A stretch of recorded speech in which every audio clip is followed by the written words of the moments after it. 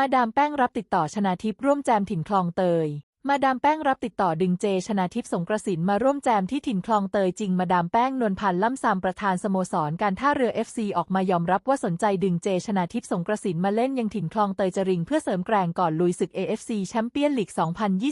2023-24 รอบเพลย์ออฟล่าสุดมีการติดต่อไปเมื่อสัปดาห์ที่ผ่านมาถามเจว่าสนใจมาเล่นที่ท่าเรือไหมซึ่งเจก็ตอบว่าสนใจและได้ติดต่อไปที่คาวาซากิฟรอนตาเล่แล้วแต่ทางสโมสรยืนยันยังต้องการใช้เจลงเล่นในซีซั่นนี้